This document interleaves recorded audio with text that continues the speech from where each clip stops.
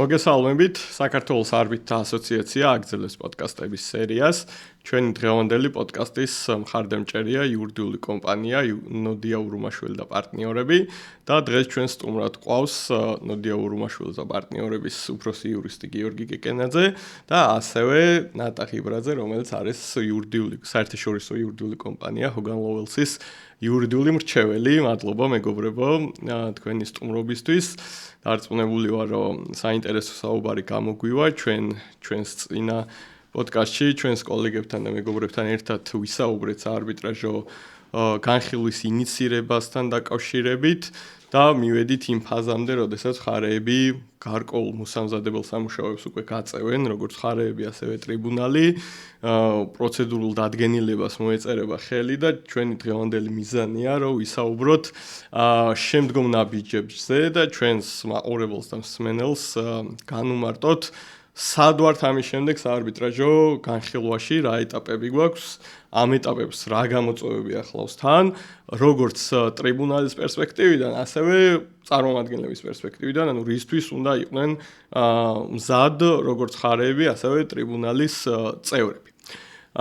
შესაბამისად, ჩვენი, პირველი კითხვა რაც მექნება, მას შემდეგ რაც ჩაივლის ეს მოსამზადებელი ეტაპი, დიოარს ხელი მოეწერება და პროცედურული განრიგიც იქნება შედგენილი, რა ვშვებით ამის მერე? ანუ რა აქტიური მოქმედებები არის ამ შემთხვევაში, იმიტომ რომ ჩვენ წინაზე ვისაუბრეთ RFA-ის და პირდაპირ საარბიტრაჟო სარჩელის წარდგენაზე, მის დადებით და უარყოფით მხარეებზე და ალბათ ამ კუთხითაც განსხვავდება შემთხვევები სად ვართ, ხო? ანუ თუ პირველ ეტაპზევე მხოლოდ მოთხოვნა ან საარბიტრაჟო განაცხადი არის წარდგენილი, ალბათ სხვა ეტაპით ვიწყებთ ამის შემდეგ და თუ პირდაპირ საარბიტრაჟო სარჩელი არის, ამ შემთხვევაში სხვა ეტაპი გვაქვს. ამიტომ გთხოვთ, რომ ჩავერთოთ აქტიურად ამ დისკუსიაში. ნატა. სიამოვნებით, დიდი მადლობა ოთო, ძალიან საინტერესო და პრაქტიკული საკითხია. აი ზუსტად ახსენე, რომ უნდა განვმიჯნოთ სად ვართ. ანუ მთავარი არის რომელ ინსტიტუტში ვართ, თუ ვართ ინსტიტუტში, თუ ვართ ad-hoc-ში კიდე სხვაგან ვართ. მე ვისაუბრებდი იმ სიტუაციაზე, როდესაც RFA, რაც ახსენე, რომელიც არის მოკლე არბიტრაჟის დაწყების დოკუმენტი, სადაც ძირითადად არის მოკლედ მოთხოვნები ჩამოწერილი მხარეები, ვინ ინიშნება არბიტრად, ამაზე წინ მასში უკვე როგორც მივხვდი ისაუბრეთ, შედგა TOR-ი, როგორც თქვი, ხო, და პირველი დადგენილება არსებობს, პროცედურული დადგენილება ვიცით ისა. ამის შემდეგ არბიტრები ცოტა ხანს ისვენებენ, ასე ვთქვათ, მაგრამ მუშაობს მოსარჩელე ძირითადად, იმიტომ რომ ამ სიტუაციაში, როცა მოკლე პირველი დოკუმენტია წარდგენილი, მოსარჩელეს აქვს რამდენიმე ეს გააჩნია სად ვართ, ასევე შეიძლება, ანუ ძირითადად შეიძლება იყოს ერთი თვე ან ორი თვე, როდესაც მოსარჩელეს აქვს სარჩელის, დასაბუთებული სარჩელის წარდგენის ვადა. მუშაობს მოსარჩელე იმაზე, რომ რაც შეიძლება კარგად წარმოადგინოს მისი საქმის ისტორია, მარტივად რო ვთქვათ რა, ჩვენ ყოველთვის რო საუბრობთ ხოლმე რაღაცა მოთხოვნებზე, არბიტრებს უნდა დავაჯეროთ, რომ ჩვენ რასაც ვუყვებით ეს ფაქტები, ეს ჩვენი ისტორია და მოთხოვნები ერთმანეთთან არის დაკავშირებული. ამას, რა თქმა უნდა, ვამაგრებთ, ასე ვთქვათ, მტკიცებულებებით. ანუ მტკიცებულებებს ეძებს იურისტი თავის კლიენტთან, მუშაობთ ამ მტკიცებულებებზე, რა გვაქვს იმისთვის, რომ ჩვენი მტკიცების თვირთი გავწიოთ შესაგებელში. შესაგებელი შეიძლება იყოს 10 გვერდიდან 500 გვერდამდე გააჩნია რა საქმეა, სად ვართ, ასე შემდეგ და რა ეს არის ხო კომპლექსურობა საქმის. და ეს არის პირველი ეტაპი, რომელზეც მუშაობს მოსარჩელე, ამ დროს მოპასუხეც მუშაობს. რა მე ჩვენ როცა მოპასუხეები ვართ ხოლმე, ესე არ ვისვენებთ, იმიტომ რომ უკვე ვიცით რაზეა, ხო, ვიცით და რაზე ვდაობთ უკვე ვიცით, თავარი მოთხოვნები რა არის, ვიცით და არ ველოდებით მოსარჩელეს იმისთვის, რომ მერე დავიწყოთ მუშაობა, უკვე ვმუშაობთ ჩვენ კლიენტთან იმისთვის, რომ გავიგოთ რა მოხდა. ან ჩვენი მხრიდან რა არის საპასუხო ისტორია, ის როგორ უნდა ის არის, არ წერთ, მაგრამ ვემზადებით იმისთვის, რომ გავიგოთ რა მტკიცებულება გვაქვს საპასუხო, რეალურად ესე მოხდა თუ არა მეორე მხარე რას ამბობს და რა არის ჩვენი ალტერნატიული ისტორია ამ საქმის, რომ დავაჯეროთ ტრიბუნალს, რომ ისინი კი არ არიან მართლები, ისე კი არ მოხდა ყველაფერი. ყველაფერი მოხდა როგორც ჩვენ გეუბნებით და ამისთვის ეს არის მტკიცებულება. ამიტომ არავინ არ ისვენებს არბიტრების გარდა. არბიტრები ამ პირველი წარდგინებების პერიოდში რეალურად ანუ არაფერს არ აკეთებენ სხვა საქმეებზე მუშაობენ პრაქტიკულად მარტივად რო ვთქვა. გიორგი არ ვიცი ამ პირველ ეტაპზე და გიორგი შენთან ასე გადავიდე იქ რა ხდება. და ასევე თხოვნა მექნება რომ როგორც საქართველოში მოქმედ და პრაქტიკოს ადვოკატს პატარა განსხვავებაც რო გავიკეთო, რა განსხვავება ამ კუთხით სასამართლო წარმოებასთან მიმართებით რა? კი, სასამართლოში ანუ მოკლე პასუხი იქნება ალბათ ფორმალური შესაძლებლობა, ასე ვთქვათ, როცა მხარი ამბობს, რომ აქვე ვადასტურებ, რომ არ ვეთანხმები მოთხოვნას და მერე წარმოგიდგენ დასაბუთებულ შეპასუხებას. და ითხოვს გარკვეულ ვადას.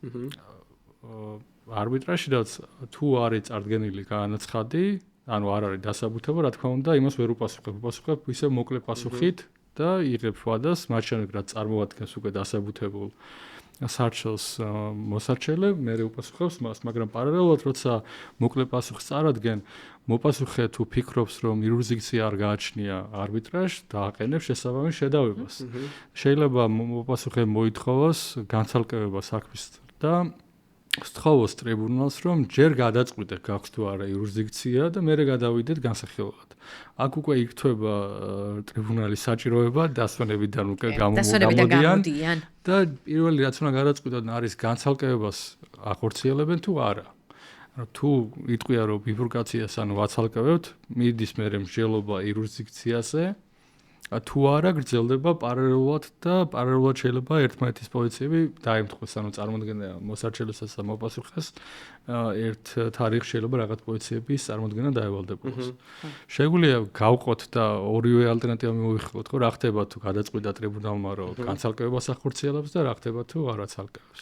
კი ბატონო და მანდ ალბათ ძალიან საინტერესო არის რა შემთხვევაში არის მიზანშეწონილი განცალკევება და რა შემთხვევაში არის მიზანშეწონილი ერთობლივ, ანუ საბოლოო გადაწყვეტილებით, როგორც კომპეტენციის საკითხის მსჯელობა, ასევე დავის საბოლოო გადაწყვეტა. ალბათ აი რა პრაქტიკული მაგალითები და გამოცდილება შეგიძლიათ რომ აკუთხით გაგვიზიაროთ.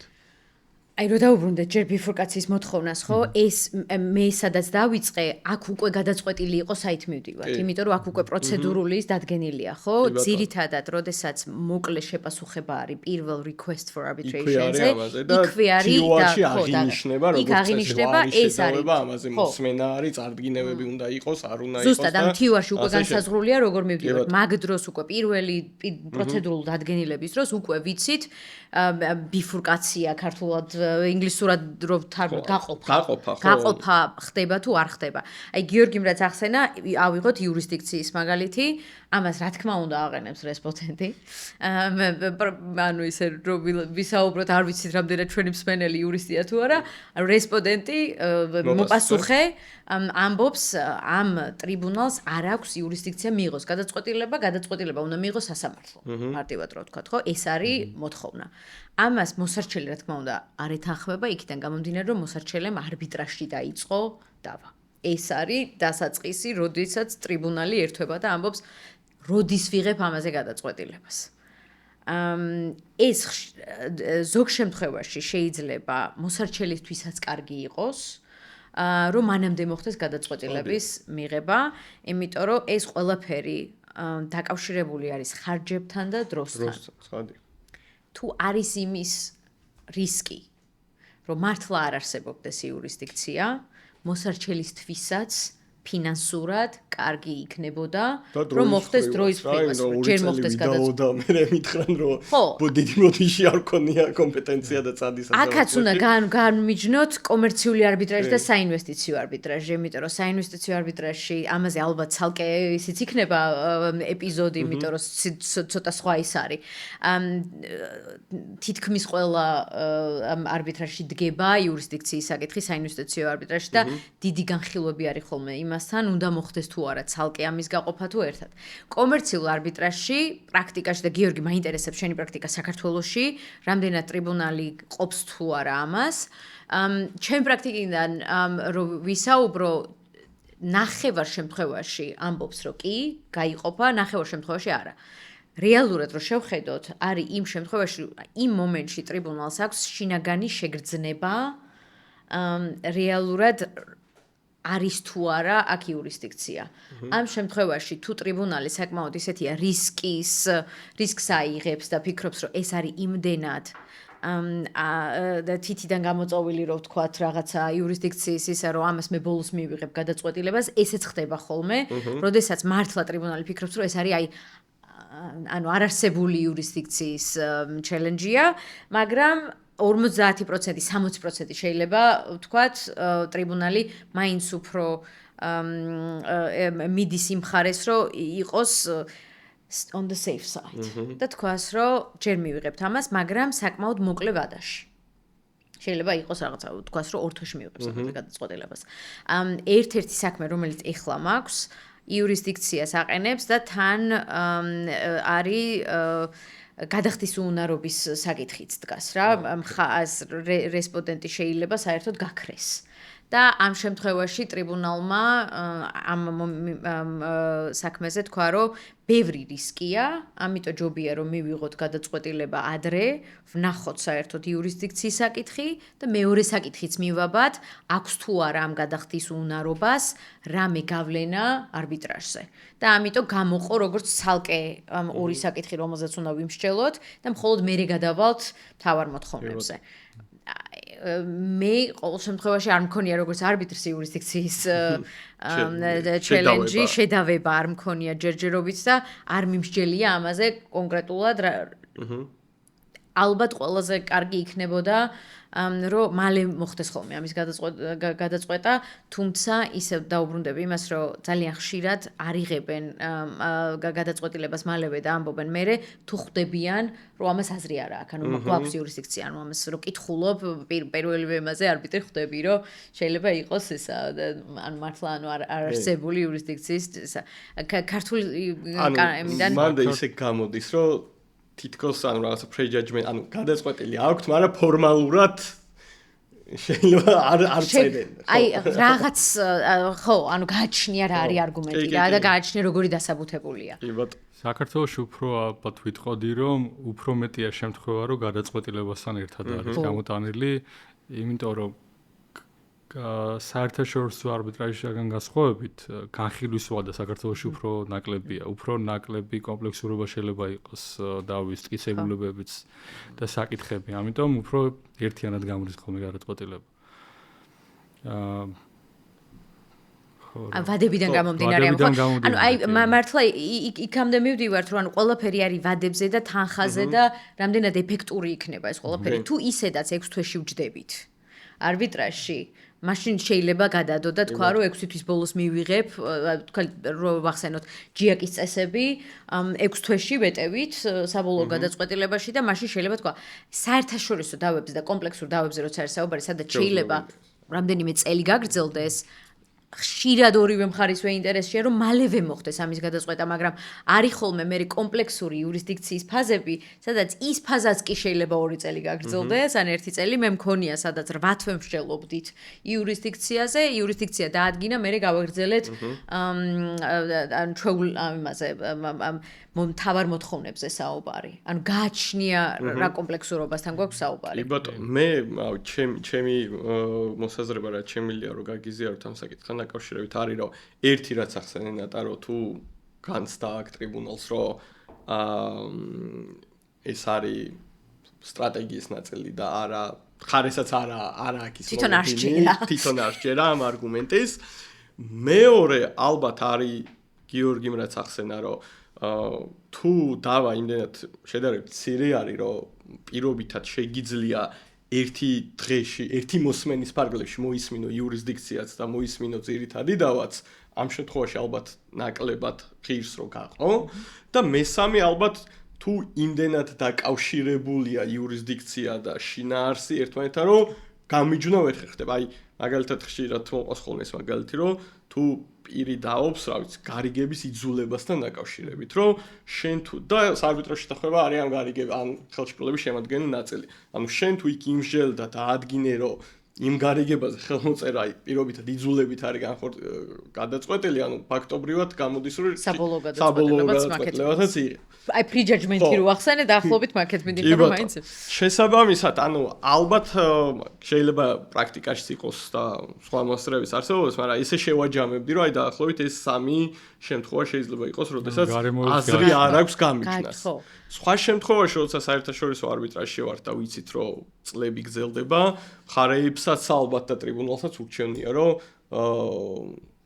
მიიღოს წინასწარი როგორ, ანუ შუალედური გადაწყვეტილება ამ კომპეტენციასთან დაკავშირებით. თუმცა როგორც მოსარჩელე არ გინდა, იმიტომ რომ მოსარჩელე რომელიც არწმუნებულია რომ იურისდიქცია არსებობს, მისთვის მაინც იზრდება. ხო? ახალი ფაზა დრო იზრდება და თანხაც იზრდება, იმიტომ რომ უკვე დაიხარჯა დრო, ხო? ბოდიში. არა.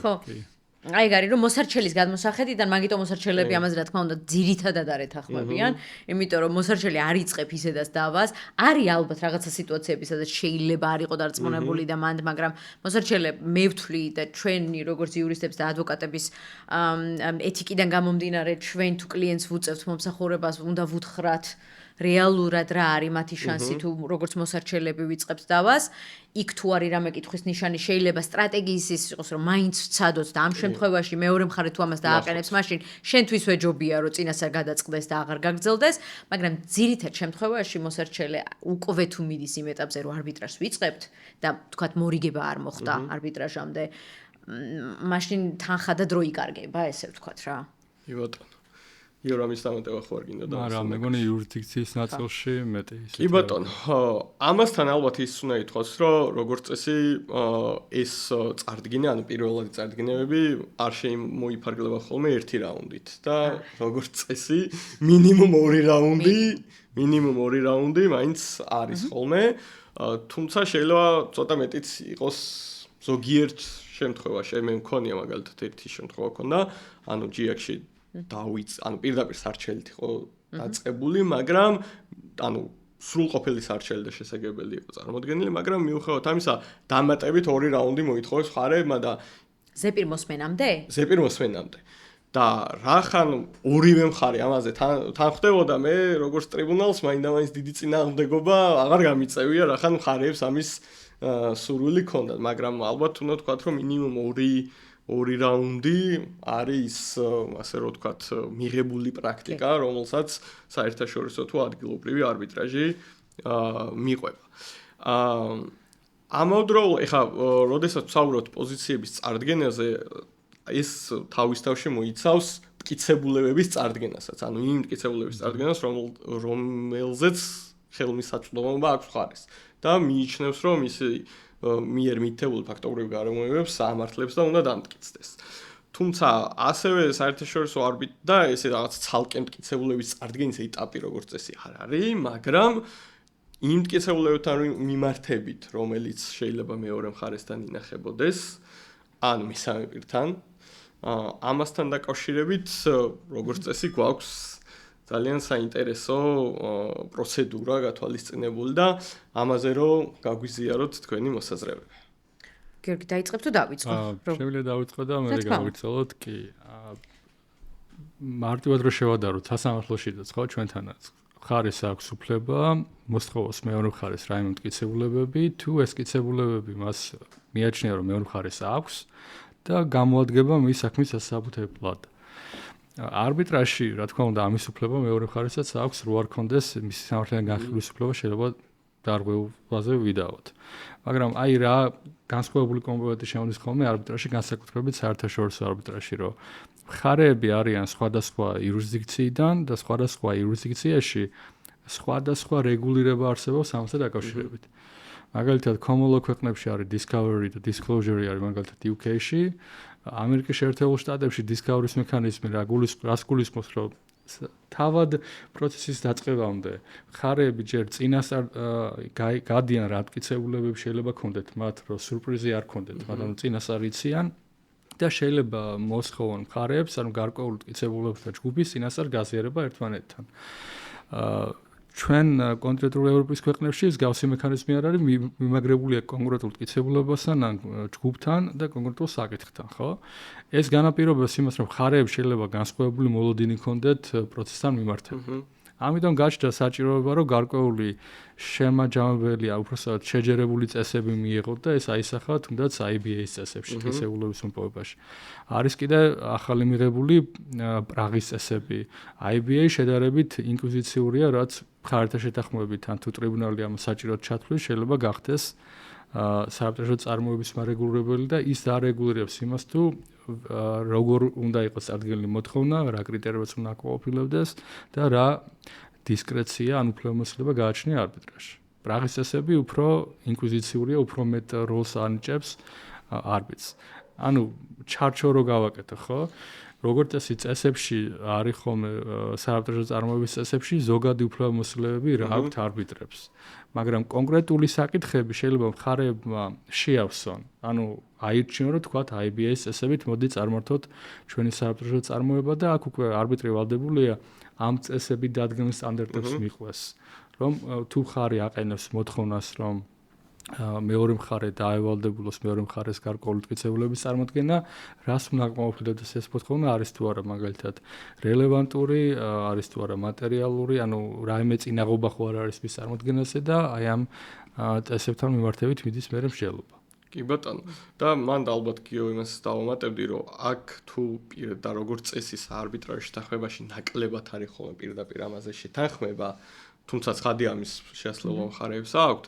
თიოარის ეტაპზე ამის განსაზღვრა და მხარეებს შორის კომუნიკაცია ალბათ ძალიან მნიშვნელოვანია, რომ შემდგომ ეტაპზე არ გახდეს ეს მხარეთა შორის სადაო და მერე ცალკე არ მოუწიოს ტრიბუნალს ამაზე მსჯელობა და პროცედურული გადაწყვეტილების მიღება. ანუ რო დავამატო ახლა კითხვაზეც და გიორგიმ რაც თქვა, როგორც ესეთი დოკუმენტების მოთხოვნის უფლება, ესე სხვადასხვა ინსტიტუტების წესებში, ან პირდაპირ გაწერილი, როგორც ესეთი არ არის.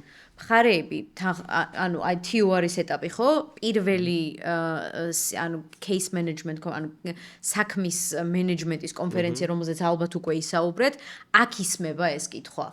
ტრიბუნალი მაშინვე პირველ დადგენილებამდე სვავს კითხვას, ამ კონკრეტულ არბიტრაჟში მხარეებს სურთ თუ არა დოკუმენტების წარდგენის ეტაპი საერთოდ გათვალისწინებული იყოს არბიტრაჟში. ეს ავტომატურად არ არის. და როდესაც არბიტრაჟის ეფექტურობაზე, მოქნილობაზე, რამდენი ჯდება, რამდენად სწრაფად სრულდება, ამ ყველაფერზე რო საუბრობთ, ხოლმე ძალიან დიდი ნაწილია ზუსტად ამ ფაზას, რომელიც არის დოკუმენტების წარდგენა. გიორგიმ ძალიან სწორად გაავლო პარალელი discovery disclosure-თან, ხო, რომელიც აი ანგლოსაქსურ იმებში ქვეყნებშია, მარტივად მსმენელს რო გავახსენოთ ბევრი ჰოლივუდის ფილმიდან და სერიალიდან, აი რო წარმოიდგინოთ ერთი მხარე იურიდიული კომპანია მეორე მხარეს რო გაუგზავნის ხოლმე სხვადასხვა ფილმებში, ყუთებს სადაც ბევრი დოკუმენტია, ეს არის ის პროცედურა, რომელზეც discovery-ზე როცა ვლაპარაკობთ ამერიკის შეერთებულ შტატებში სასამართლოში, ეს არის რაც იგულისხმება, რომ მხარე ამ დროს ეძებს იმ დოკუმენტებში smoking gun, ესეთი ის არის, ვფიქრობ ხოლმე როგორ თარგმნო ეს ქართულად, არც ვიცი როგორ თარგმნო. ანუ ეძებენ ისე დოკუმენტს, რომელიც მათ საქმეს გადაწყვეტს. ეს საერთაშორისო არბიტრაჟში და IBA რაც ახსენა გიორგიმ პრაღის წესების სამწუხაროდ მე პირადად გამოყენებული არ მაქვს, ვიცი რამდენიმე წლის წინ ამაზე იმსჯელეს მიიღეს, მაგრამ პრაქტიკაში არ მინახავს. IBA-ის წესები, რომელიც არის წესები, რომელზეც შეიძლება მხარეები შეთანხმდნენ, ან guideline-ნად იყოს გამოყენებული, იმიტომ რომ ძალიან ხშირად დადგენილებაში, როდესაც მხარეები და ტრიბუნალი ხვდებიან კონფერენციაზე, თითქმის არასოდეს არ თანხმდებიან, როგორც ეს არის მარეგულირებელი წესები, თანხმდებიან, როგორც ამ პროცედურას და ვთქვათ, მოწმეების დაკითხვის პროცედურას და ასე შემდეგ, ამაზე guideline-ად იყენებენ თითქოს ამ წესებს. მაგრამ ეს წესები არის კონტინენტური ევროპის და ანგლოსაქსური კულტურების თითქოს შეჯამება. ეს პროცედურა დოკუმენტების წარდგენის ეტაპი არ არის ისეთი excessive ანუ გადამეტებული, ისედაც იმდენად გადამეტებული არ არის, როგორც არის თქვა ამერიკაში ეს რას თქვი მაგალითი რომ ან ყუთებს უგზავნით აი ხა ესოციატების ზომებში და არ არის არც ისეთი შეზღუდული როგორც კონტინენტური ევროპის სასამართლო სისტემაში. და გიორგი მახსენა, ეს ანუ უნდა იყოს მიბმული მატერიალობასთან, რატო? ანუ გამოვდივართ იქიდან რომ ხარეს იმისთვის რომ ჩვენივე მტკიცების ტვირთი გავწიოთ, ამისთვის გვჭირდება ზოგი დოკუმენტი, ამისთვის არ გვაქვს ეს დოკუმენტები, მაგრამ ვიცი რომ მეორე მხარეს აქვს და ამას ვითხოვ. ანუ ამ პროცედურაში არბიტრაჟში IBA-ის თანახმად უნდა იყოს რაც შეიძლება სპეციფიკურად ან დოკუმენტი გაწერილი, ან შეიძლება ვიცოდეთ უკვე რა დოკუმენტი არსებობს და მაშინ პირდაპირ წერთ მოთხოვნაში რომ ეს არის ეს დოკუმენტი, ან კატეგორიას ვითხოვთ კონკრეტული ვთქვათ ამ და ამ თარიღიდან მოხდა სამი შეხვედრა, არ ვიცი ზუსტ, მაგრამ აი ამ შეხვედრის ჩანაწერები. ხო, აი ესეთი კონკრეტული დოკუმენტების მოთხოვნის უფლება გვაქვს, რომელზეც შემდეგ მეორე მხარე ძირითადად ანუ არსებობს პრაქტიკაში უკვე არის ცნობილი არბიტრების სახელებთან არის უკვე მიბმული ეს როგორ შეიძლება ეს წარმოვადგინოთ, ეს სქემა შეიძლება იყოს რედფერნი, შეიძლება იყოს სტერნი, დიდი განსხვავება ამაში არ არის, სტრუქტურა არის ერთ და იგივე. ერთი მხარე ითხოვს მეორე მხარე პასუხობს, რომ ეს არ არის შენი საქმისთვის მატერიალური, ეს არ არის, ან ზედმეტად ამას ეძახიან ხოლმე, როდესაც პასუხია თევზაობას ადარებენ ხოლმე, fishing expedition-ი, რომ გავმიჯნოთ, რომ არა ვართ ანგლოსაქსურ სისტემაში, ძალიან ხშირად პასუხი არის ხოლმე, რომ ეს მოთხოვნა არის თევზაობის ექსპედიცია, fishing expedition-ი შესაბამისად იმდენად ზოგადია, რომ არ ექვემდებარება ამას, რაზეც შევთანხმდით, რომ თქვა IBA-ის წესების მიხედვით. წეგან ახსენე, რომ ძალიან ხშირად ამაზე არ თანხმდები, ანუ თვითონ იმაში ხელშეკრულებაში პრაქტიკაში ვხედავთ ხოლმე გაჩნია, რომელ ინდუსტრიაში ვართ. აი ხა მაგალითი რო ავიღო, მე საერთაშორისო ფირმაში ვარ მიუნხენში, ყველამ ვიცით, რომ გერმანიაში ბოლო 20 წლის მანძილზე ძალიან ბევრი საავტომობილო სკანდალი მოხდა, სადაც ბევრი ანუ გამოძიებები ასე შემდეგ რო არ ჩავიდეთ, მაგრამ ამის შემდეგ ბევრმა კომპანიამ, რომლებმაც ნახეს, რომ თუნდაც ეს არის defense, ანუ თავდაცვის სისტემა, შეიძლება იყოს კონკრეტულ ავტომობილებთან დაკავშირებით, რომელიც მათი კომერციული საიდუმლოება ასე შემდეგ, დაიწყეს თვითონ საარბიტრაჟო ხელშეკრულებებშიც კი, ხშირად მოგვდის ხოლმე სხვა იურისტებისგან, ჩვენი შიდა იურისტებისგან, კითხვა შეგვიძლია თუ არა აქ ამოვიღოთ იმის შესაძლებლობა, რომ არბიტრაჟის შემთხვევაში არ იყოს document production-ი, ან დოკუმენტების ადგენის ფაზაზე მაშინვე შევთანხმდეთ, რომ ვერ იქნება. ამ დროს რაც არ უნდა იმშელოს არბიტრაჟმა უკვე, როდესაც დავიწყეთ არბიტრაჟი პირველ კონფერენციაზე, ვეღარ მოხდება. ამიტომ გააჩნია რა, ეს არის თვითონ იმაზე ინდუსტრიაზე და იმ კონკრეტულ ხელშეკრულებაზე მიბმული, უნდათ თუ არა მხარეებს ამაზე შეთანხმდებიან თუ არა. ზოგ შემთხვევაში, როგორც მე გითხარი, ეხლა ბოლო წლებში ვხედავ, რომ უფრო და უფრო ხშირად არის ამოღებული ეს უკვე ხელშეკრულებაში. გასაგები.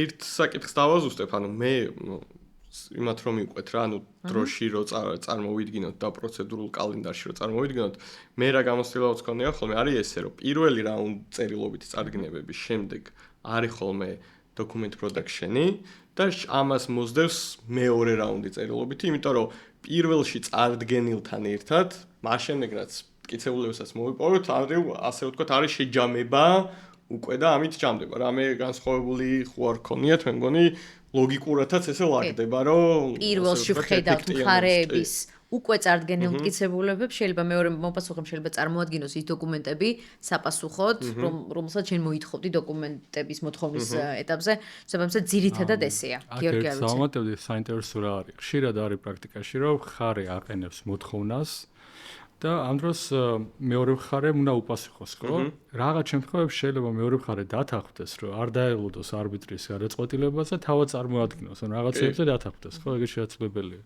რაღაცებზე მიდის მე მსჯელობა, უკვე არბიტრი მე ეწყვეტ საბოლოოდ, ჯერ არის თუ არა პოზიტიური რაღაც მოთხოვნები, აი რელევანტურობა არსებობს, თუ გადატვირთვა ხო ხდება არაპროპორციული, იმიტომ რომ ხშირად შეიძლება მხარემ ტაქტიკაც გამოიყენოს, რომ სპეციალურად წარმოადგინოს მერე იმდენი გადაწყვეტილი, იმდენი დოკუმენტი, რომ გადატვირთოს არბიტრი. ან შეიძლება მე არბიტრმაც კი დაავალოს, მაგრამ მაინც არ წარმოადგინოს. აქ უკვე მივდივართ სხვა განზომილებაში, რაც შეიძლება იყოს არბიტრმა გამოიყენოს საპირისპირო ასე ვთქვათ ნეგატიური ეგ არის ძალიან რა ბერკეტი აქვს, ასე რომ ვთქვათ ტრიბუნალს. რა ბერკეტი აქვს მაგ შემთხვევაში, რომ თუ არასრულებს ხარე ტრიბუნალის პროცედურულ დადგენილებას მტკიცებულების წარმოქმნასთან დაკავშირებით, რას აკეთებს ტრიბუნალი?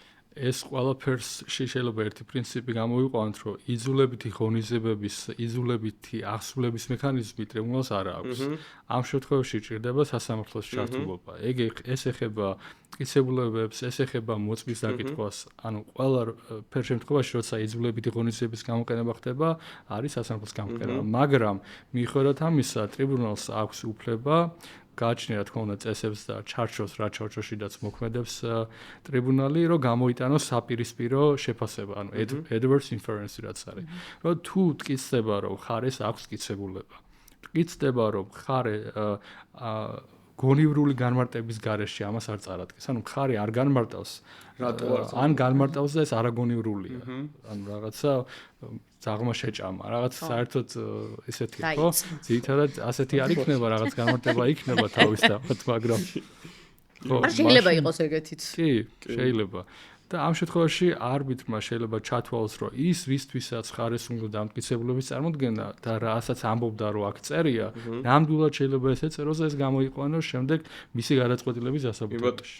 ანუ რეალურად ამ დროს ტრიბუნალს აქვს ორი ბერკეტი. ერთი სასამართლოს ჩართულობა და ეს კიდევ ერთი გამოვლინება არის, რამდენად მნიშვნელოვანია სასამართლოს ხარდაჭერას არბიტრაჟო პროცესის ეფექტურად წარმართვისთვის და მეორე ეს არის, რომ შეაბრუნოს გარკვეულწილად მტკიცების ტვირთი და ანუ საპირისპირო და ზუსტად ეგ არის, ზუსტად ეს რომ აი გიორგი ბრას თქვა, რომ ეს საპირისპიროს ამბობს მხარე გეუბნება, აი ზუსტად წეღარაზეც ვამბობდით ხო, აი რედფერნში წერია, რომ ესა და ეს დოკუმენტი გვაჩვენებს ამას, ამტკიცებს ხო, ანუ ამბობ და ტრიბუნალს მე ეუბნები, რომ შესაბამისად ეხა ეს adverse inference იქნება, რომ მე რასაც გეუბნებოდი, ამას დამტკიცებს და ძალიან ანუ მე პრაქტიკაში არ მინახავს, რომ მხარე სარისკოა ძალიან, რომ მხარე არ წარმოადგინოს, იმიტომ რომ ტრიბუნალი მიიღებს ამ adverse inference და საბოლოო გადაწყვეტილებაში შენ საწინააღმდეგოდ იმას იზავს. ალბათ ძალიან ისეთი სიტუაცია უნდა იყოს, როცა მხარე არ დაემორჩილება ტრიბუნალის გადაწყვეტილებას და ნუ უკვე აღიარებს ამით ფაქტიურად იმას, რომ ეს დოკუმენტი მისთვის მართლა ძალიან ესეთი იქნებოდა, მის საწინააღმდეგო იქნებოდა და იგივე შედეგს მიიღებს ამისგან რა. მაგრამ ძალიან მნიშვნელოვანია გიორგიმ რაც თქვა, რომ ეს არ არის, რომ მაინდამაინც შეიძლება ტრიბუნალთან არ მივიდეს გადაწყვეტილებისთვის, ხო მხარეები პირველი ანუ ერთი და იგივე დღეს ხდება ხოლმე, ხო პროცედურულად რო ახსნათ როგორ არის, ანუ შევთანხმდით, რომ ეს იქნება გაცვლა პირველი წერილობითი პოზიციების წარდგენის შემდეგ არის ეტაპი, ეს ეტაპი იწყება იმით, რომ მხარეები ერთმანეთს ტრიბუნალთან არ მიდის ეს საერთოდ. ტრიბუნალთან არ მიდის მანამ სანამ მხარეები მართლა არ ეთანხმებიან. და რაღაცა თარიღია, როდესაც იმ თარიღზე მიდის ტრიბუნალ. მანამდე ხდება ორ მხარეს შორის ამის მიმოცვლა. შეიძლება დათანხმდე, რომ კარგი ამა და ამას წარმოვადგენ და შესაბამისად ამაზე სრულდება დავა, იმიტომ რომ ცვლი ამ დოკუმენტებს და მხოლოდ ისინი, რომელზეც მეორე მხარე ამბობს, რომ არ გეთანხმები, იმიტომ რომ ბევრი ეს არის, რატომაც არა, მიდის უკვე ტრიბუნალთან და ეს ტრიბუნალთან მიდის მხოლოდ ამ ეტაპზე. დღეს საკმაოდ ჯიაკის კონფერენციაზე ისაუბრეს ამაზეც და იყო ერთ-ერთი მაგალითი, რომ ერთ-ერთმა ტრიბუნალმა შეზღუდა დოკუმენტების წარდგენების ოდენობა 20-მდე.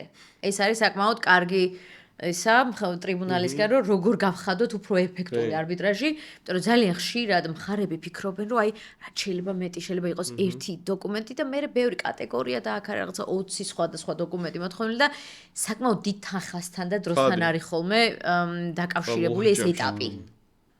ძალიან და აი თუ ტრიბუნალი წინასწარ იტყვის, რომ კი, მაგრამ უნდა იყოს თქვათ არ ვიცი 10, 20, 30 არა რა მნიშვნელობა აქვს, შეიძლება აი მაგაზე საუბრობდნენ ზუსტად და ვეთანხმები იმ სპიკერს, რომელმაც თქვა, რომ მოგვიწია უფრო კონკრეტულად დავფიქრებულიყავით იმაზე, მართლა გვჭირდება თუ არა ეს დოკუმენტი და რა არის აბსოლუტურად მნიშვნელოვანი ჩვენთვის, რომ მართლა მოვითხოვოთ და გვაიძულებს იურისტებს, რომ ცოტა უფრო ისე ვიყოთ შებოჭილი. აი, ერთს დავამატებდი, თუნდაც IBA-ის წესები იძლევა მექანიზმებს, რის მეშვეობითაც შეიძლება უფრო ეფექტიანი იყოს დოკუმენტების წარმოება. აი, რა შეიძლება იყოს ასეთი, აი, საძიებო სიტყვები. ხო, თუ არის მაგალითად რა ვიცი 10,000-ობით დოკუმენტი ან რაღაცა, ყველაფერი რო წარმოადგინოს ხარ უნდა მე ეს გავიარო, ძალიან დიდ დროს და ხარჯებთან იქნება დაკავშირებული. ანუ შეიძლება ხარები შეთანხმდნენ ან ტრიბუნალმა მიიღოს გადაწყვეტილება, რომ ამ დოკუმენტებში თუ აი ეს სიტყვები, ეს ტერმინები თუ არის მოცემული, მაშინ იქნება რელევანტური საქმისათვის და მხოლოდ ასეთი დოკუმენტები წარმოადგინა.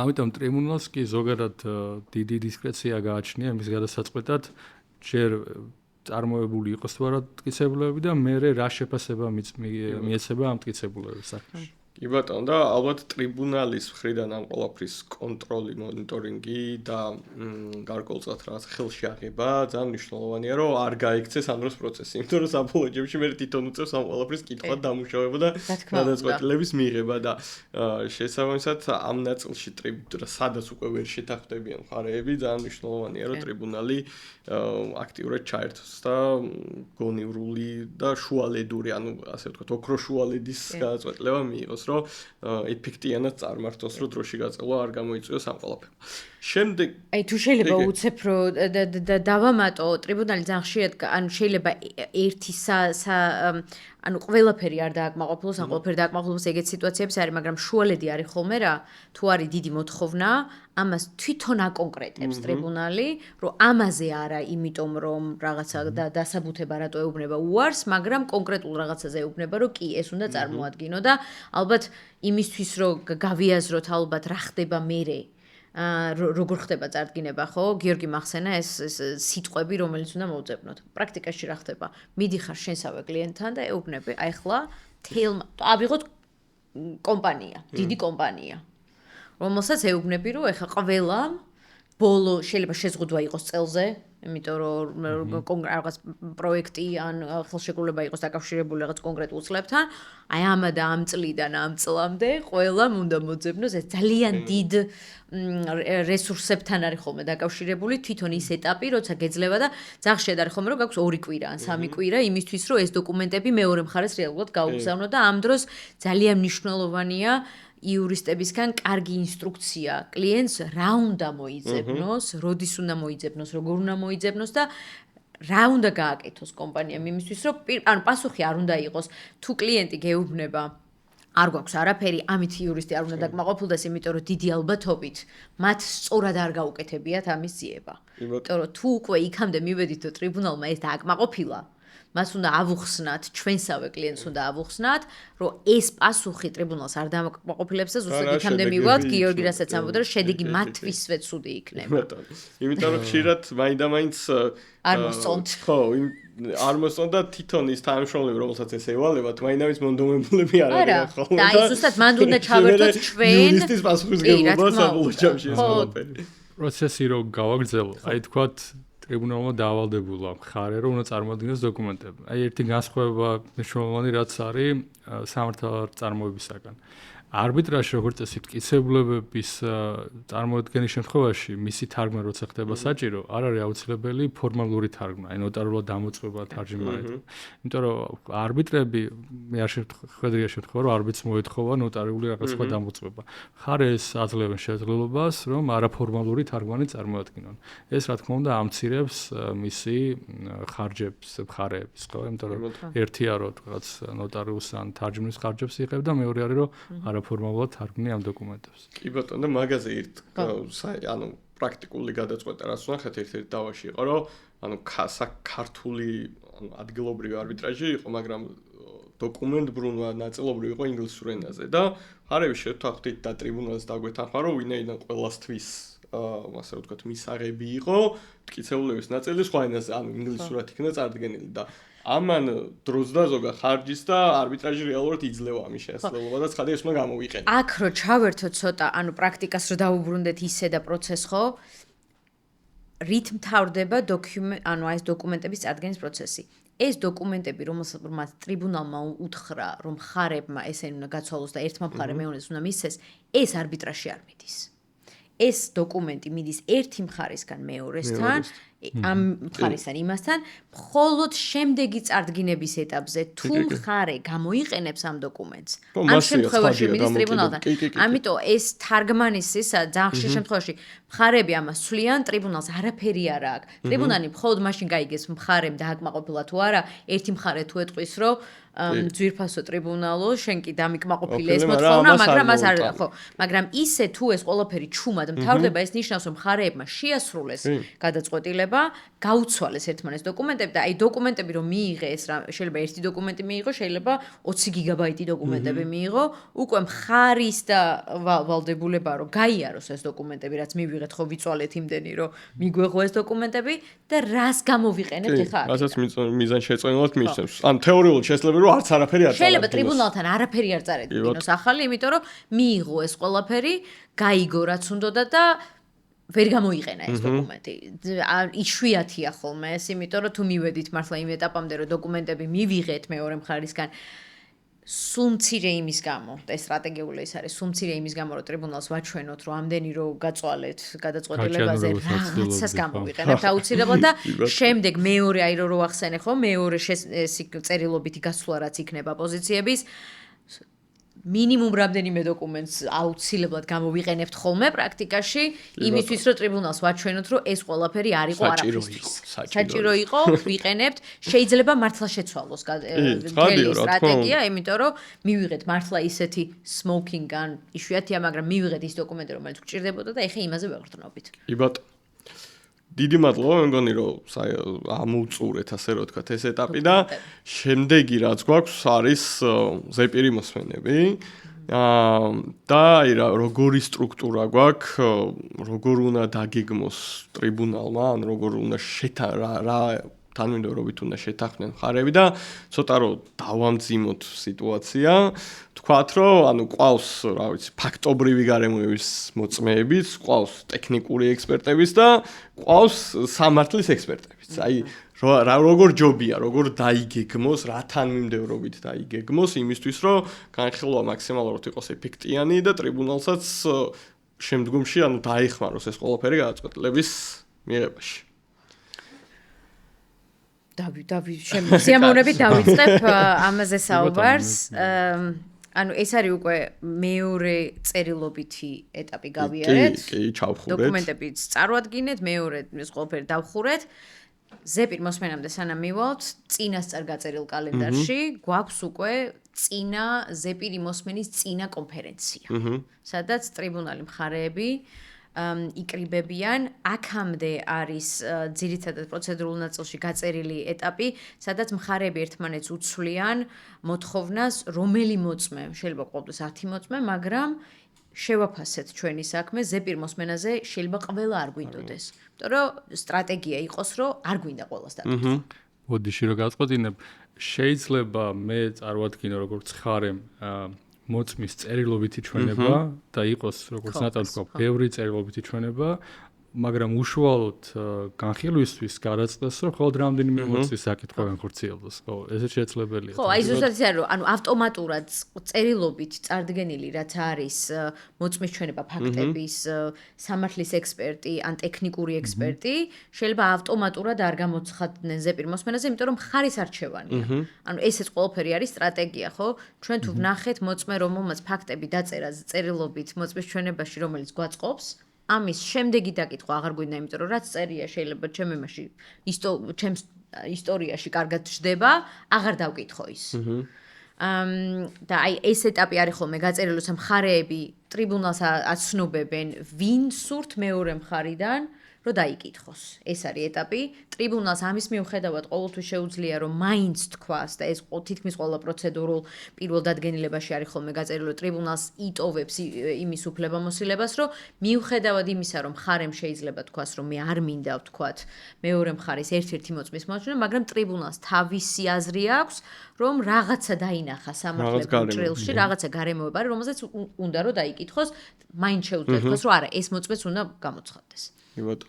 ეს ხდება მხარეებს შორის, არ ვიცი გიორგი, ნელ-ნელა რომ მიუყვეთ, ხო? კი, ეტაპობრივად მიუყვეთ, კი, ანუ სამი ძირითადი ეტაპი არის წინა პროცესამდე ეტაპი, პროცესი და პროცესის შემდგომი ეტაპი. წინა პროცესის ეტაპი ეგ არის რომ ხარები ჩარჩოს ათანხმებენ ანუ და როგორც წესი მე ათანხმებენ რომ რამდენიმე განხილვა მიყოლებით იყოს იმიტომ რომ რაც უფრო მიყოლებით არის ადამიანიც უფრო დაკვირვებულია არავიწლება ერთობლივად განიხილავს ამიტომ წინა პროცედურულ შეხვედრებში ეს ხდება თითქოს რა რიგითობით ხარის პოზიციები როგორ იქნება ვადები რამდენი სურთ მათ რო პროცესზე გამოეყოთ მათ რამე პრეზენტაცია ხო არ არის ისი ჩვენებაც უნდა თანაც შემდეგ ანუ ისეთი საკითხები თახდება რომ შემდგომ არ იყოს სურპრიზები მხარეებს შორის ხო ზეპირი მოსმენზე იმიტომ რომ ზეპირი მოსმენ არის ის როდესაც მხარეები უკვე არიან ბოლო ან ძალიან ისეთ ომში ჩართულები ფაქტიურად იქ არის ყველა მობილიზებული იმიტომ რომ ეს არის ეტაპი სადაც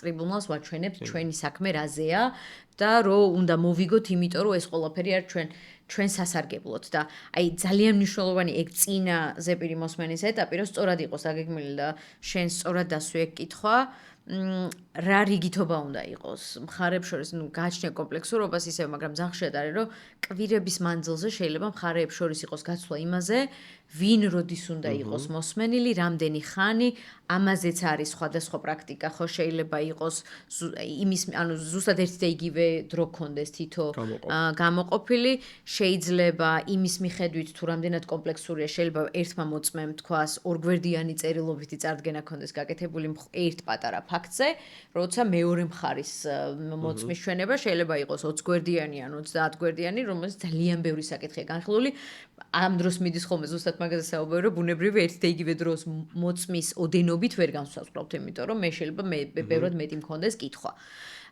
და ექსპერტებზეც იგივეა გააჩნია რამდენი ექსპერტი ყავს და რისი ექსპერტი ყავს საკითხი რა არის რისი გამოკვლევაც ესაჭიროება თუ არსებითობა და მატერიალობა ამ საკითხის რა თქმა უნდა უფრო მნიშვნელოვანია ექსპერტს უფრო მეტი დრო დაეთმობა გამოკითხვაზე ზუსტად და ის რომ ჯერ ექსპერტი დავკითხო თუ ჯერ ხარე და მოწმე დავკითხო ესეც რა თქმა უნდა გააჩნია გარემოებას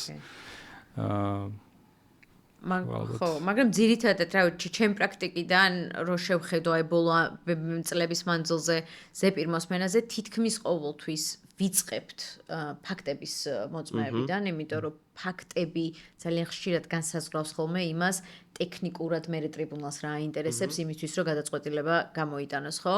ამიტომ ვიწყებთ ხოლმე ფაქტების მოწმეებით, რომ დავადგინოთ ფაქტები. გააჩნია მანდაც, ხო, გიორგიმ რაც თქვა, ანუ გააჩნია შეიძლება იყოს სხვადასხვა თემაზე იყოს მოწმის ჩვენება და მოწმეც დაიკითხოს სხვადასხვა თემაზე სხვა დროს შეიძლება გქონდეს ერთკვირიანი განხილვა კონკრეტულ ერთ თემაზე ორი მოწმე თუ ყავს დავკითხოთ ერთ თემაზე ეს მოწმე მე ამასთან დაკავშირებით შეიძლება ექსპერტიც დავამატოთ იმიტომ რომ ექსპერტის რეპორტიც ამ ფაქტებთან დაკავშირებით უფრო რელევანტურია და დავხუროთ თქვათ ერთი რაღაცა საკითხი და ვთქვათ რომ აი მარტივი მაგალითად რომ ვთქვათ რაღაცის ან რაღაცას მიადგა ზიანი მაგი და არის დაზიანებული ამაზე ერთი ამბობს ერთ რაღაცას მეორე ამბობს ფაქტობრივად სხვას რომ არა ეს ესე იყო მაშინ არ იყო და ექსპერტიც ამ საკითხზე საუბრობს და შეიძლება დავხუროთ ეს სტრუქტურულად ალბათ თუ მოწმეთა დაკითხებთ ამ ხო საქმე და ეს მოწმეები ერთმანეთთან და პირისპირებული გარემოების უჭირდება. მაშინ ალბათ უფრო ლოგიკურია, რომ ეს პროცესი ერთიანად დასრულოს. ანუ მოწმეები ან მოკლე ვადაში, ერთიან დღეებში ან დღე მონაცვლეობით იყოს დაკითხული, რომ რაიმე რისკი არ შეიქმნას მერე, რომ მეორე მოწმე მომზადეს, არამედ რა თქმა უნდა ამას ვერ გამორიცხავს, იმიტომ რომ მოწმეებს ესწრებათ რაიმეს გაზიარება, მაგრამ პროცედურულად ალბათ თუ რამდენიმე მოწმე არის საკითხული და ისეთ გარემოებზე დასაკითხი უფრო სწორად. რაც ერთმანეთს ეწინააღმდეგება, ან გამყარების არის საჭირო, მაშინ შეიძლება უფრო მიზანშეწონილი იყოს, რომ ეს მოწმეთა დაკითხვა მიყოლებით განხორციელდეს. არა ზუსტად ეგაა რომ გააჩნია. ხო, რა თქმა უნდა. არბიტრაჟი ყველაფერს გააჩნია. ხო, მაგრამ ეგ არის ზუსტად რატომაც ძალიან მნიშვნელოვანია რომ წინა ეტაპზე ეს ყველაფერი გაირო და გაიაზრო რა სტრუქტურით გინდა ამ ყველაფრის გაკეთება, იმიტომ რომ ყველაფერი არის მოქნილი. კი ბატონო. მოწმეთა ჩვენება უსწრებს ხოლმე მათ შორის ხარით ასე ვთქვათ ჩვენთვის კარგად ცნობილ ახსნა განმარტებას, ანუ პირველ ზეპირ პოზიციას ხარეებისას? არა. ანუ მაინც ხარეები წარადგენენ ზეპირ პოზიციას ძირითადად კი, ანუ სტრუქტურა რო გადავახდეთ, ხო? ანუ შევთანხმდით უკვე, ავიღეთ ორდღიანი ზეპირი მოსმენა, ვიცით რა როგორ მიდის, ძირითადად და თუ რამე განსხვავებული პრაქტიკა გაქვთ, მაინტერესებს ხოლმე ამის მოსმენა, ჩემ პრაქტიკაში პირველი ეტაპი რაც ხდება, 15 წუთი, როდესაც ტრიბუნალი მხარეებს ესალმება, ყველა გავიგეთ ვინ არის, ვინ ესწრება თითო მხარისგან, პირველი არის ზეპირი opening statement, ესე ვთქვათ, რაც არის სასამართლოშიც, ქართულ სასამართლოს ტერმინოლოგიაში ზეპირი წარდგინება, ხო? ახსნა განმარტება, ეს შეიძლება იყოს 15 წუთიდან 2 დღემდე. სიმართლე რო გითხრა, არის რაღაცა სკანდინავიურ ქვეყნებში სამწუხაროდ ჯერ კიდე შემორჩა, რომ ტრიბუნალს ერთხელ ქონდა საქმე, სადაც 2 დღე ქონდა თითო მხარეს ზეპირი წარდგინებისთვის, ახსნა განმარტებისთვის, რაც დღესდღეობით უკვე წარმოუდგენელია, რომ ეს მოხდეს, მაგრამ ეს არის ჩემი ერთ-ერთი პირველი საქმე ჰოგანში რო დავიწყე და ყველას კარგად გვახსოვს ეს რამხელა სისულელე იყო მარტივად რო თქვა, მაგრამ პირველი არის მხარეების ახსნა განმარტება მანამ სანამ რამეზე გადავალ. აქ ალბათ საინტერესო იქნება ვინც გვიყურებს, იმიტომ რომ შედარება სასამართლოში, ხო? სასამართლოში მოწმე ჯერ იკითხება, უბრალოდ რატო არის რომ ჯერ ხარის ახსნა განმარტება და მერე მოწმის ჩვენება არბიტრაჟში, ხო? იმიტომ რომ ამ მოწმეს წერილობით ჩვენება უკვე წარდგენილი აქვს არბიტრაჟში. მხარეებს აქვთ წარმოდგენა, რაზე უნდა ისაუბროს მოწმემ და შეიძლება კი არ არის გამორიცხული რამე ახალი თქვას, მაგრამ ჩარჩოები მაინც დაახლოებით იცის რა საკითხზე იკითხება. ამიტომ ლოგიკურია ამის დაშვებით, რომ არბიტრაჟში ჯერ ზოგადი ჩარჩო შექმნას, მხარე მისაუბროს რაზე უნდა საუბარი და რისი დამტკიცება და მერე მოყვება მოწმის საკითხი, რომელიც ამას ამტკიცებს. ან ლოგიკურად ესეფლეს. და ეს პირველი ახსნა განმარტება, რა თქმა უნდა, ეს opening statement-ი რაც არის, ამის თავარი დანიშნულება არის ის, რომ არბიტრაჟს გავახსენოთ, ესე ვთქვათ, მოკლე შეჯამება გავუკეთოთ, რას შეეხება ჩვენი საქმე. რაც უფრო მოკლეა ეს გახსნითი სიტყვა, ესე რომ დავარქვათ ახსნა განმარტება, ჩემი აზრით მით უკეთესი, იმიტომ რომ თუ საკუთარ თავს ვაიძულებთ, რომ რაც შეიძლება მოკლე დავუხსნა ტრიბუნალს, რომ უკვე წაიკითხა ტრიბუნალმა იმედი გვაქვს, ტრიბუნალი მომზადებული მოვიდა ზეპირ მოსმენაზე, მოლოდინი გვაქვს, რომ მზად არის, წაიკითხა და რა არის ის ყველაზე მნიშვნელოვანი საკითხები და ფაქტები, რომელმაც უნდა მოგვაგებინოს საქმე. ამაზე გვაქვს კონცენტრაცია. ყველაზე კარგი არის 30 წუთიდან 60 წუთამდე ეს რაღაცა გახსნითი სიტყვა, სადაც ტრიბუნალს მარტივად ეუბნები, რომ აი ჩვენი საქმე არის ამაზე, ამიტომ უნდა ჩვენმა პოზიცია მოიგოს და თუ არ გაგრძელდება ისე რა მაგალითის თქვი რომ არ იქნება საათობით და არ იქნება რამდენიმე დღე, მით უკეთესი პრაქტიკა გამომდინარე და მე გადავდივართ სხვა ეტაპზე, რომელიც არის მოწმეები.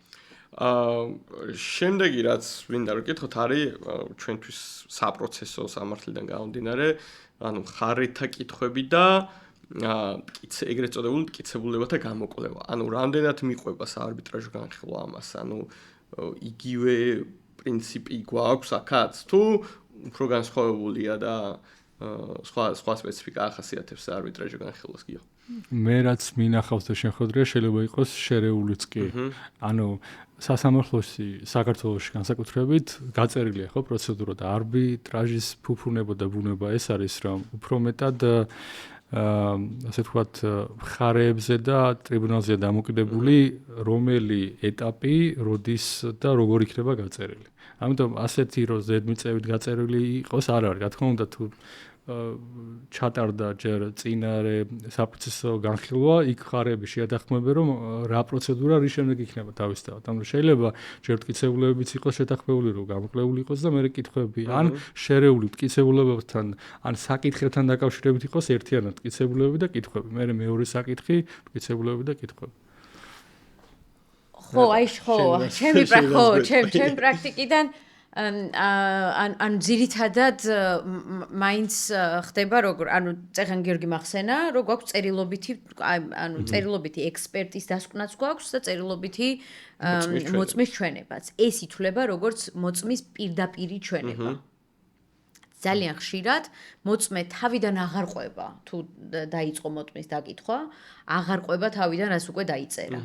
მისივე მხარის იურისტი მას კითხვას არ უსვამს, უბრალოდ ძირითადად უსვამს პირველ კითხვას, რაღაცა ხო ისევ იქ მუშაობთ ან რაღაცა მარტივი ისა და ითვლება რომ ეს წერილობით რაც იყო არის ანუ direct examination, რაც არის პირდაპირი ჩვენება, ითვლება ეს.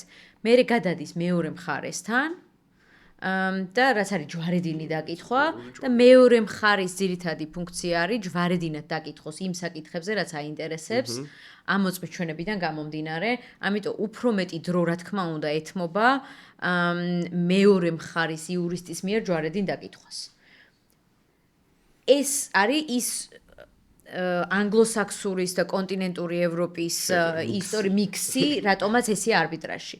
აი მაგალითად მე მქონია პრაქტიკაში სიტუაცია, სადაც სამივე არბიტრი ყოფილა კონტინენტური ევროპის არბიტრები, 2 გერმანელი, 1 მე მგონი ავსტრიელი და მათ წინა პროცედურულ იმაზე შემოგთავაზეს, რომ ხო არ ჯობია ჯვარედინი დაკითხვა იყოს მხოლოდ მას შემდეგ, რაც ტრიბუნალი დასვავს ჯერ. ამას დაარქვეს მე მგონი direct examination-ი დაარქვეს, ანუ საარბიტრაჟო ტრიბუნალის მიერ იყო მთავარი დაკითხვა და მხოლოდ მას შემდეგ თუ კიდე მხარეებს რამე ექნება დარჩენილიო და ეს იყო საკმაოდ ეფექტური, რომელიც ანუ პირველი საქმე იყო ჩემთვის, სადაც ესე წარიმართა ყველაფერი, რომ ჩვენ კი არ გქონდა მთავარი როლი როგორც იურისტებს, რომელმაც ჯვარედინის დაკითხვა უნდა გაეკეთებინათ, არამედ ტრიბუნალმა აიღო საკუთარ ხელში ეს პროცედურა და თქვა, რომ ჩვენ დავსვავთ კითხვებს. იმაზე რაც გვაინტერესებს იმისთვის რომ გადაწყვეტილება მივიღოთ, თუ მხარეს მაინც აქვს კითხვა, რა თქმა უნდა, ეს ეტაპი რჩება. და ეს არის თუ საკმაოდ ისეთი, ანუ აღმოჩნდა, რომ ბევრი კითხვა, რომელიც ჩვენ უკვე მომზადებული გვქონდა, რა თქმა უნდა, დაწერილი ჯვარედინი რა გვაინტერესებს, ძალიან ბევრი, აი ესე ვისხედით, გადავხაზეთ და მივხვდით, რომ ძალიან ცოტა კითხვა იყო დარჩენილი მომზადებული ტრიბუნალის მიერ დაკითხული შემდეგ, რაც გვაინტერესებდა. ეს შეიძლება სარისკოც იყოს, იმიტომ რომ ტრიბუნალმა შეიძლება კი, რამე მიკერძოება, რამე არ გამოაჩინოს, ხო, იმიტომ რომ თქვენ შემთხვევაში უკვე ეს უფრო მეტად ინგვიზიციური გამოვიდა, არა უფრო ნაკლებად შეჯიბრება. იმიტომ როგორც ეს პირიქით არის ხოლმე, ანუ მხარეებს ეძლევა შესაძლებლობა და მერე თუ დარჩა. ხო, მაგიტო ვამბობ, რომ ძირითადად ესია, მაგრამ ეს იყო ის კონტინენტური ევროპის 3 ტრიბუნალი. მხარეებიც იყვნენ კონტინენტური ევროპის ორივე მაშინ ალბათ უფრო მეტად და საკმაოდ ეფექტური იყო, მაგის თქმა იმით, რომ საკმაოდ ეფექტური იყო, თუმცა რისკი არის მხარისთვის ის, რომ უცებ ხვდები, რომ ესენი საერთოდ სხვაგან მიდიან, ანუ თუ შენის მხარე ხარ, რომელიც ხვდები, რომ ისეთ კითხვებს ვავე, რომელიც შენ საქმეს კი არ წარადგება, არამედ შენ საწინააღმდეგოდ არის, მაშინ გიწევს საერთოდ თავიდან დაიწყო მაინც შენი დაწერილი სკრიპტი, ესე რომ ვთქვა, რომ დააჯერო ტრიბუნალს, რომ სხვა საკითხებიც მნიშვნელოვანია. ამიტომ ეს არის გააჩნია რა, როგორ არის. კი ბატონო. და ერთი კითხვა მინდა დაგისვათ, ძალიან აქტუალური არის და ხშირია საარბიტრაჟო განხილვებში, მათ შორის იმ სამართლის ექსპერტების გამოკითხვა, რომლითაც ტრიბუნალმა უნდა იხელმოხლოს. და ვიცით, რომ საარბიტრაჟო განხილვისას ფაქტობრივად სტანდარტი არის ისეთი, რომ როგორც ფაქტის დამტკიცება უწევს მხარეს, ისევე უნდა ამტკიცოს გარკვეულწილად სამართალიც და აი რა ეტაპზე არის მიზანშეწონილი ამის გაკეთება? ანუ ეს ხო არ უნდა უსწრებდეს, რომ მე ტრიბუნალმა იცოდეს იმ სამართლისთვის, რომელთაც იხილავს რა ფაქტები არის რელევანტური და საჭირო, თუ პირიქით, ანუ ბოლოსკენ, სადაც მაგალითად რაღაცა საბოლოო შემაჯამებელი არგუმენტები უნდა წარადგინონ მხარეებმა, სადაც მათ შორის სამართლებრივი ნაწილიც უფრო მეტი არის ხო? როგორი არის თქვენი დაკვირვება და როგორც წესი მარტო ექსპერტის დაკითხვით არ ხდება სამართლებრივი საკითხების გადაწყვეტა ხო ხარეს მოეთხოვება მტკიცებულებები წარადგინოს იმიტომ რომ სამართალი არის დაწერილი განმარტებაც არის დაწერილი ამიტომ ხარეები უკვე სამიშენებს როგორც კი წარადგენენ იქ სამართლებრივი წყაროებსაც წარადგენენ რომ ეს არის სამართალი რომელიც განიმარტება ასე კომენტარებით და სტატიებით ასე შემდეგ იქ მერე უკვე იდენტიფიცირდება რა არის სამართლებრივი საკითხები, რაზეც ესაჭიროება ტრიბუნალს განმარტება ან ექსპერტის მერე დაკითხვა, რაც ხარი წარმოადგენს და ანუ ექსპერტები ირჩევა იმ საკითხებზე, რომელიც შეიძლება იყოს საკვანძო. ანუ მხარე ეწინააღმდეგება ამ განმარტებას, რომელიც პირველ მხარემ მოიყვანა და ექსპერტი, რომელიც იქნება გამოცდილი პირი. ამ პროფესორი ან ვიღაც ვისაც შესაბამისი რეპუტაცია გააჩნია, ხო? კონკრეტულ საკითხებზე მიდის მერე უშუალოდ მისი დაკითხვა. კი ბატონო. ამაზე თუ კომენტარი რო გავაკეთო, ნახე ძირითადად საერთაშორისო მასში რო გადავიდეთ, ხო? სხვა სამართლის თანახმად ძალიან ხშირად იღებენ გადაწყვეტილებას არბიტრები.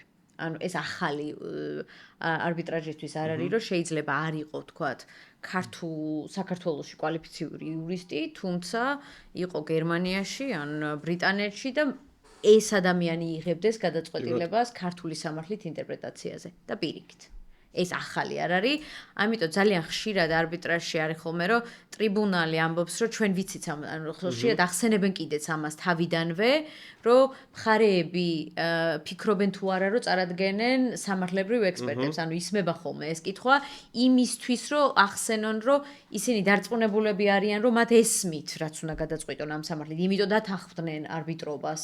რომ ისინი ფიქრობენ, რომ რაღაცა გადაწყვეტილების გამოტანა შეუძლიათ უცხო სამართლის თანახმად.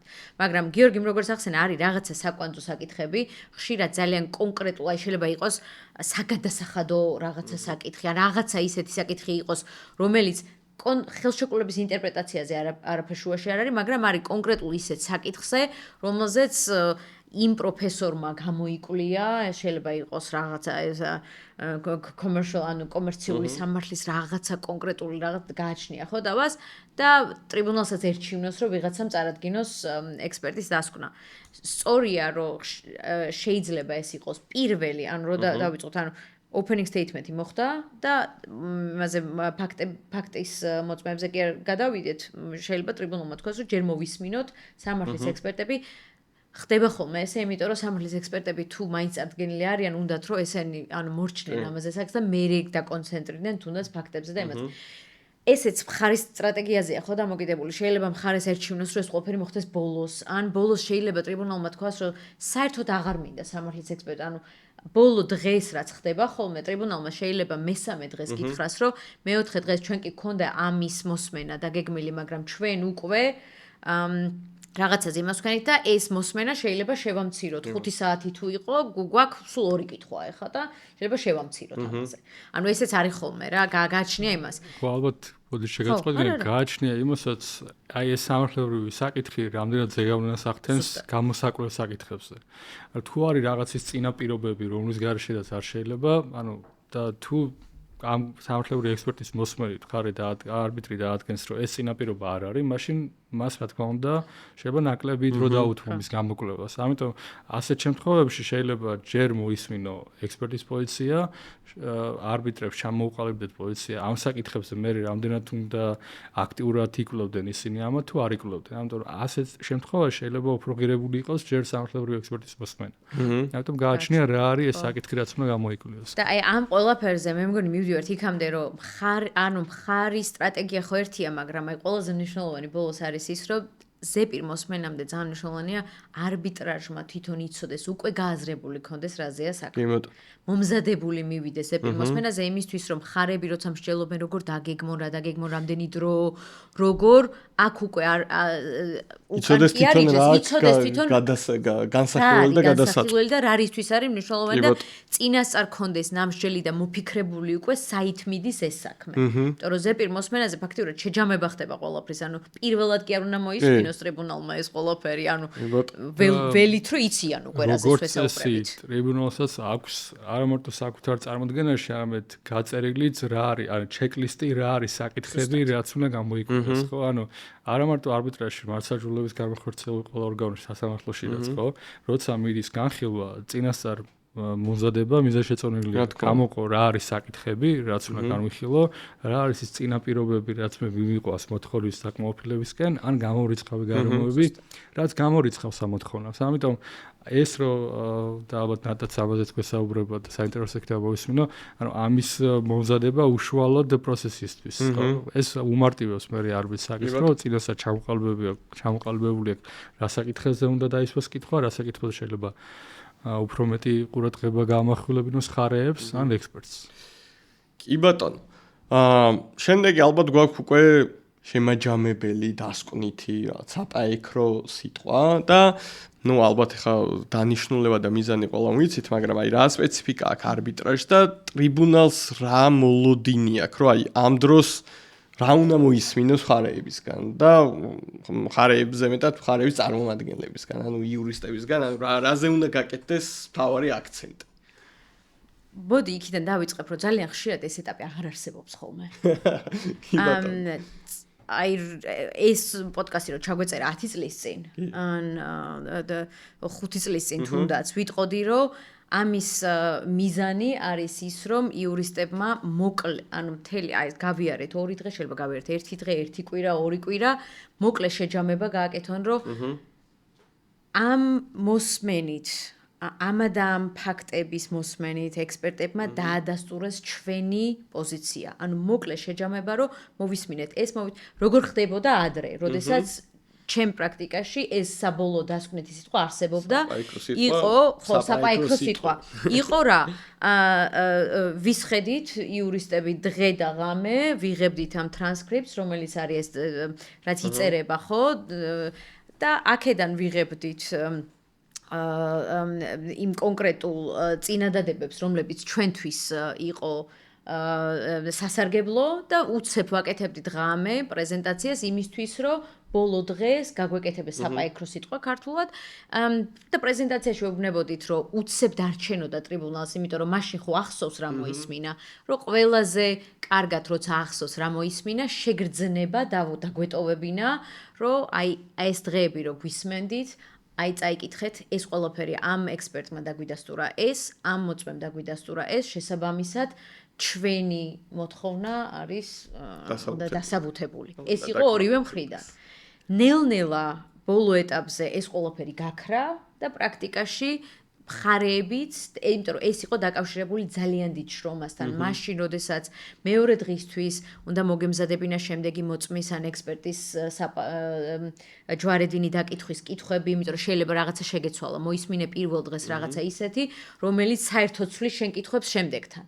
ამაზე მუშაობ ხო დილის 9 საათიდან 6 საათამდე გვაქვს ზეპირი მოსმენა მე საერთაშორისო დიდ ზეპირ მოსმენებზე მაქვს საუბარი 9-დან 6-მდე ვისხედით დავასრულეთ 6-ზე რაც ნიშნავს რომ ეხა 6-დან შემდეგ დილამდე მუშაობთ იმაზე რომ დავსვათ სწორი კითხვები შემდეგ დღეს და ამის პარალელურად ჩვენ თუ ბოლო დღისთვის კიდე გვაქვს ეს საპაექრო სიტყვა მოსამზადებელი ნიშნავს რომ ძალიან ბევრი გვაქვს სამუშაო ნელ-ნელა შევთანხმდით იმაზე რომ ეს ყველაფერი შეიძლება ან იყოს ძალიან მოკლე, მაგალითად 20 წუთიანი მოკლე შეჯამება პრეზენტაციების გარეშე, ძალიან ხშირად მთახვდებიან ხოლმე მხარეების იურისტები, რომ მოდი გავაკეთოთ ექსპრომტად, აი ეს რაღაცა მოკლე პრეზენტაციის გარეშე შეჯამება, რა მოისმინა ტრიბუნალმა და მთელი ეს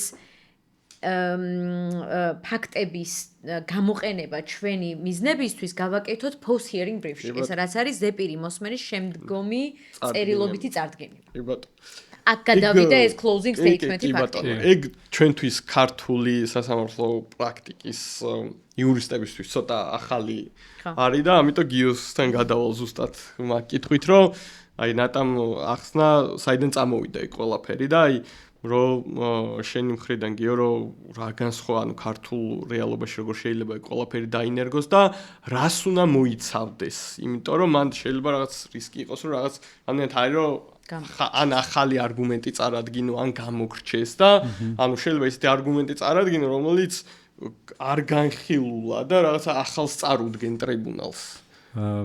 კი, ნატამ რაც თქვა რომ გავაგრძელო, შეიძლება გარკვეულ საკითხებზე მაინც ალბათ ხარეებს ერჩივნოთ, რომ გაუმახვილონ არბიტრს ყურადღება, იმიტომ რომ ყველა ვიცით რომ განხილვისას შეიძლება რაღაც დაამახსოვდეს არბიტრს. ამიტომ შეიძლება მხარემ არჩიოს რომ რაღაც საკითხზე, რაც მნიშვნელოვანია, გაამახვილოს ყურადღება და შემდგომ post-hearing briefs-ზე წარმოადგინოს წერილობით მისი პოზიცია.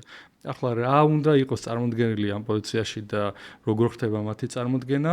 პირველი, რა თქმა უნდა, ეს უნდა ეხებოდეს იმას, რაც იყო განხილვის საგანი. რაზეც მხარეებმა გაამახვილოს ყურადღება და რასაც უნდა მოსარჩიელეს ან მოპასუხეს, უფრო მეტად არბის გაამახვილოს ყურადღება. ამასთანავე განხილვის შემდგომ მხარეებს შეიძლება მოითხოვოთ პოზიციების წარდგენა ხარჯებზე, იმიტომ რომ არბიტრი გადაწყვეტილებას ღებულობს არა მარტო კონკრეტულ მოთხოვნაზე, არამედ მოთხოვნის კონკრეტული ერთ-ერთი ნაწილი შეიძლება ეხებოდეს ხარჯების გადანაწილებას, იმიტომ რომ არბიტრაჟი უნდა ვთქვათ, რომ განსაკუთრებით საერთაშორისო საკმაოდ ხარჯიანია. წარმომადგენლობის ხარჯები და სხვა ხარჯები, ხო? ამიტომ ამ ყველა საკითხზე ხარჯებზედაც კი მხარეებს აქვს შესაძლებლობა წარმოადგინონ პოზიცია. კიდე შემდეგი ეტაპი, რომელიც არბიტრაჟის შემდეგ ხდება. არა, არაფრის დამატება არ მინდა, ზუსტად ეს არის, რომ იმ დასკვნით სიტყვაში, მე დასკვნით სიტყვას დავარქმევ, იმიტომ რომ პირდაპირ ესე ითარგმნება, მაგრამ საპაექრო ქართული სასამართლოს პრაქტიკიდან გამომდინარე, თავარი არის აქცენტი გაკეთო იმაზე, რა მოისმინა ტრიბუნალმა წინა დღეს, ან კვირაში, ან საათებში. და რატომ უნდა გადაწყვიტოს ამ მხარის სასარგებლოდ აი ამ კონკრეტულ იმაში, რომ დაუტოვო შეგრძნება, რომ ტრიბუნალი რას აკეთებს შემდეგ, ხო, ტრიბუნალი გადის, ან შეიძლება ონლაინ იყოს თუ ფიზიკურად ხდება ეს ზეპირი მოსმენა, გადის და ძირითად შემთხვევაში მაშინვე მსჯელობენ ხოლმე. რას ფიქრობ ამაზე? ანუ აი მარტივი ის არის, ხო, სამი ადამიანის ხედან და რას ფიქრობ ამ არგუმენტზე? ხო, აი იმან რო ეს, ანუ სამი ადამიანი მსჯელობს აზრზე და ამიტომ გინდა ხოლმე რომ ბოლო ეს საპაექრო სიტყვა იყოს რაღაცა ისეთი მოკლე, კონკრეტული და უთხრა რომ აი ეს იყო. მაგრამ როგორც თქვი, ხშირად შეიძლება საერთოდ აღარ იყოს ეს და ყველაფერი გადავიდეს წერილობით, იმიტომ რომ ამ წერილობით მხარეს დრო გაქვს რომ წაიკითხო რა მოისმინე.